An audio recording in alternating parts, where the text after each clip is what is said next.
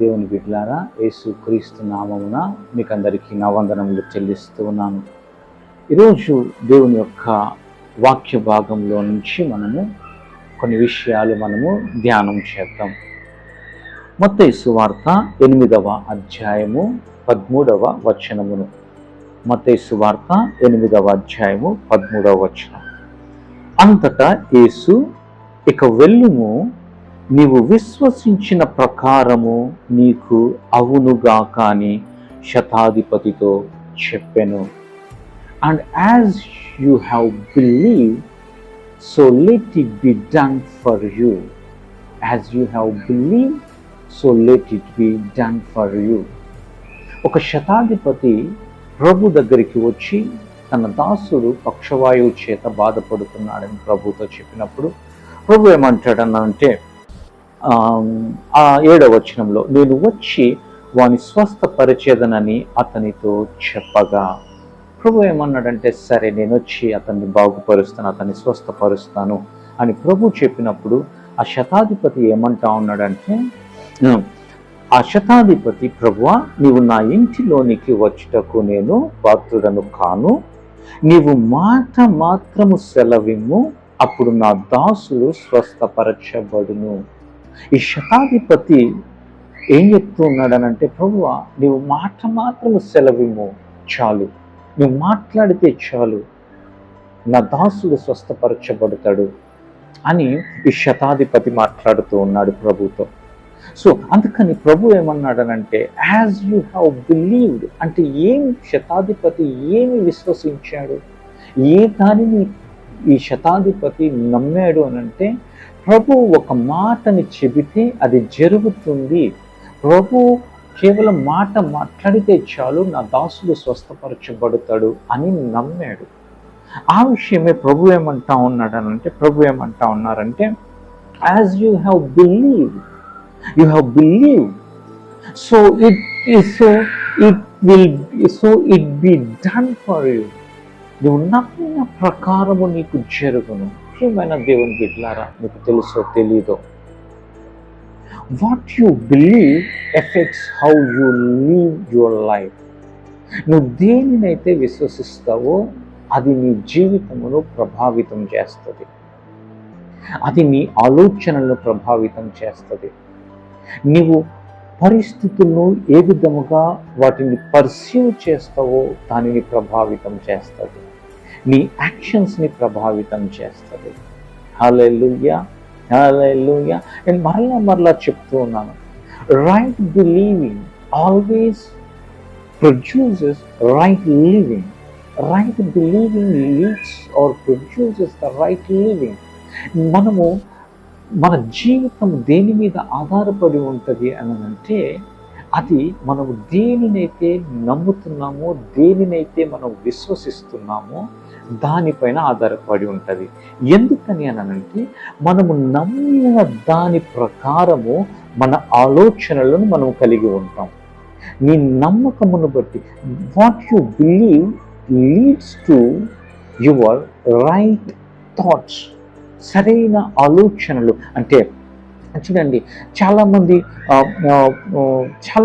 They struggle with their behaviour, they struggle with their actions.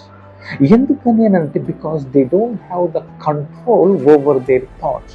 ఒక పరిస్థితి వ్యతిరేకంగా వచ్చినప్పుడు, ఒక వ్యతిరేకమైన పరిస్థితులు, నెగిటివ్ సిచ్యువేషన్స్ మనకు కలిగినప్పుడు మనం వాటికి ఏ విధముగా మనము స్పందిస్తూ ఉన్నాము, వాటి పట్ల మనము ఏ విధమైన వైఖరిని తీసుకుంటున్నాము అనేది మన చేతిలో లేదంటే మన కంట్రోల్లో అవి ఉండట్లేదు. కారణం ఏంటో తెలుసా? వాటి పట్ల మనము కలిగి ఉన్న ఆలోచనలు, లేదంటే వాటిని గూర్చి మనము కలిగిన opinion. So your opinion is what you think.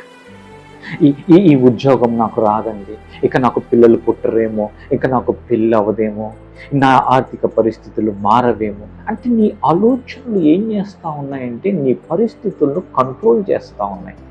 So కాబట్టి నువ్వేం చేయాలనంటే నీ ఆలోచనల్ని నువ్వు మార్చాలి. నీ ఆలోచనల్ని నువ్వు ఎలాగ మారుస్తావు? How you will change your thinking pattern? నీ ఆలోచన విధానాన్ని ఎట్లాగ మారుస్తావు అని అంటే, నీవు దేనినైతే నువ్వు నమ్ముతావో దాని ప్రకారమే నీ ఆలోచనలు ఉంటాయి. కాబట్టి నీవు నీ విశ్వాసమును నువ్వు మార్చడం ప్రారంభించాలా. ఇక్కడ ఈ శతాధిపతి యొక్క విశ్వాసం ఏంటంటే, ప్రభు మాట సెలవిస్తే చాలు నా దాసుడు స్వస్థపరచబడతాడు. అతని విశ్వాసం అది.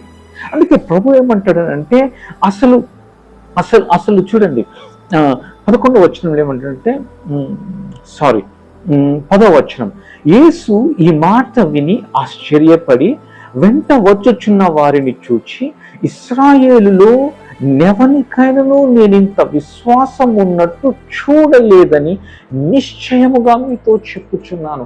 అసలు ఇశ్రాయేలులో ఇట్లాంటి విశ్వాసం ఉన్నటువంటి వ్యక్తిని నేను ఎక్కడా చూడలేదంటా ఉన్నాడు. ఎందుకనంటే ఈ శతాధిపతి ఎవరో తెలుసా? శతాధిపతి అని అంటే 100 మందికి అధికారి. శతాధిపతి అంటే ఈజ్ ఎ సెంచూరియన్, 100 పీపుల్కి పైన ఒక అధికారి. సో ఈయనేమంటాడనంటే, నేను అధికారం కలిగిన వ్యక్తిని కదా, సో నేను ఎవరినైనా వెళ్ళు అంటే వెళ్తాడు, రమ్మని పిలిస్తే వస్తాడు. అంటే నేను చెప్పింది వాడు నా కింద ఉన్నవాడు చేస్తాడు. అంటే ప్రభువా, నీకు ఒక అధికారం ఉంది, నీవు రోగుల్ని స్వస్థపరిచే అధికారము నీకుంది. అతని విశ్వాసం ఏంటంటే, everything is possible to God, nothing is impossible to God. దేవునికి అసాధ్యమైనది ఏదీ లేదు. దేవుడు తన దాసుని యొద్దకు వచ్చి తనను స్వస్థపరచాల్సిన అవసరం లేదు. ఆయన మాట మాత్రం సెలవిస్తే చాలు ఆ దాసుడు స్వస్థపరచబడతాడు అని ఆ సెంచూరియన్ నమ్మాడు. ఎందుకంటే he believes in the authority. ప్రియమైన దేవుని బిడ్డలారా, hour God has authority over the creation. ఈ సృష్టి పైన ఆయనకు అధికారం ఉంది. ఈ సృష్టిని ఆయన తన మాట ద్వారా సృష్టించాడు ఆయన. అందుకే హెబ్రీయులకు రాసిన పత్రిక 11వ అధ్యాయంలో ఏమని రాయబడి ఉంటుందంటే, the worlds were framed by the word of God. ప్రపంచములు దేవుని వాక్యము చేత నిర్మాణితములై ఉన్నవంట. అంటే ఆయన మాట సెలవివ్వగానే ఈ సృష్టి అంతా సృష్టింపబడింది. కాబట్టి ఈ శతాధిపతి యొక్క నమ్మకం ఏంటంటే, ఈ దేవుని యొక్క మాట పైన, అంటే దేవుని యొక్క వాక్యము పైన. ప్రియమైన దేవుని బిడ్డలారా, ఈ రోజున ఈ వాక్యమును నువ్వు ఏ విధముగా చూస్తూ ఉన్నావు? ఈ వాక్యమును కేవలం ఒక వాక్యముగానే చూస్తున్నావా, లేదంటే ఈ వాక్యము దేవుని యొక్క మాట అని నువ్వు నమ్ముతున్నావా? ఈ వాక్యం అంటే ఈ గ్రంథంలో రాయబడిన ప్రతి ఒక్క మాట ఏదైతే ఉందో అది దేవుని నోట నుండి వచ్చినటువంటి మాట. అందుకనే ఏమంటాడనంటే, దీ స్క్రిప్చర్స్, ఈ లేఖనములంట దైవావేశము వలన రాయబడిన లేఖనములు. అంటే దీస్ ఆర్ గాడ్స్ బ్రీత్ అని ఉంటుంది. అంటే దేవుని యొక్క శ్వాస, దేవుని యొక్క ఊపిరి ఈ మాటలు. ఈ మాటల్ని నువ్వు తీసుకొని నీ పరిస్థితి పైన నువ్వు మాట్లాడితే, నీ పరిస్థితుల పైన నువ్వు మాట్లాడటం ప్రారంభిస్తే ఆ పరిస్థితులు మారుతాయి. ఈ విషయము ఈ శతాధిపతికి అర్థమైందండి. కానీ విశ్వాసులమైన మనకు అర్థం అవ్వట్లేదు. ఈరోజున ప్రియమైన దేవుని బిడ్డలారా, నీ పరిస్థితి ఎంత భయంకరంగా ఉన్నప్పటికీ, నువ్వు ఎట్లాంటి భయంకరమైన ఊబిలో ఉన్నప్పటికీ, ఎవ్వరు బయటికి తీసుకురాలేరు అన్న పరిస్థితిలో నువ్వు ఉన్నప్పటికీ, ఏ డాక్టర్ ఇంకా నువ్వు స్వస్థపరచబడవు అన్నప్పటికీ, ఏ మెడికల్ రిపోర్ట్ కూడా నువ్వు హీల్ అవుతావు అని చెప్పనప్పటికీ, I'm telling you my dear friend, I'm telling you, just believe this word. ఈ వాక్యమును నువ్వు నమ్మగలిగితే, ఈ వాక్యమును నువ్వు నమ్మితే, ఈ శతాధిపతి నమ్మినట్లుగా, ప్రభువా నీవు మాట మాత్రం సెలవివ్వు నాయన, నా దాసుడు స్వస్థపరచబడతాడు. ఈ రోజున ఈ వాక్యంలో చెప్పబడింది, ఏమని చెప్పబడిందో తెలుసా? ఆయన పొందిన దెబ్బల చేత మనము స్వస్థత నొంది ఉన్నాము.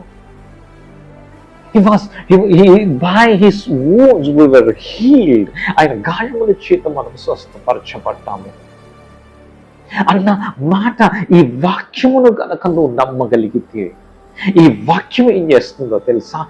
నమ్మిన ప్రకారము నీకు జరుగుతుందంట. హల్లెలూయా, హల్లెలూయా. And as you have believed, so let it be done for you. నీవు నమ్మిన ప్రకారము, దేవా నేను ఖచ్చితముగా నా ఈ అలవాట్ల నుండి నేను బయటికి వస్తాను. దేవా నేను నమ్ముతున్నాను నాయన, ఈ పరిస్థితిలో నుండి నేను బయటికి వస్తాను. నేను నమ్ముతున్నాను ప్రభువా, అయ్యా నేను నమ్ముతున్నాను నా ఆర్థిక పరిస్థితులు మెరుగుపడతాయి. నేను నమ్ముతున్నాను నాయన, నేను ఆశీర్వదింపబడ్డాను. నేను నమ్ముతున్నాను నాయన, నేను నీతిమంతుడను. What you are believing my dear friend today? నువ్వు దేనిని నమ్ముతున్నావు స్నేహితుడా ఈ రోజున, అది నీకు జరుగుతుంది. ప్రభు అదే అంటా ఉన్నాడు, నీవు నమ్మిన ప్రకారము. అబ్బాబాబా ఎంత మంచి మాట అండి. నీవు విశ్వసించిన ప్రకారము నీకు అవును. నువ్వు ఏది విశ్వసిస్తావో దానినే నువ్వు పొందుకుంటావు. హల్లెలూయా. ఈ రోజున నువ్వేం విశ్వసిస్తావు? ఎందుకంటే నీ విశ్వాసము నీ ఆలోచనల్ని ప్రభావితం చేస్తుంది. నీ విశ్వాసము నీ జీవన విధానమును ప్రభావితం చేస్తుంది. దేవునికి అసాధ్యమైనది ఏదైనా ఉందా సహోదరుడా, సహోదరి? లేదు కదా. ఆయన నీ పరిస్థితులు మార్చలేడంటావా?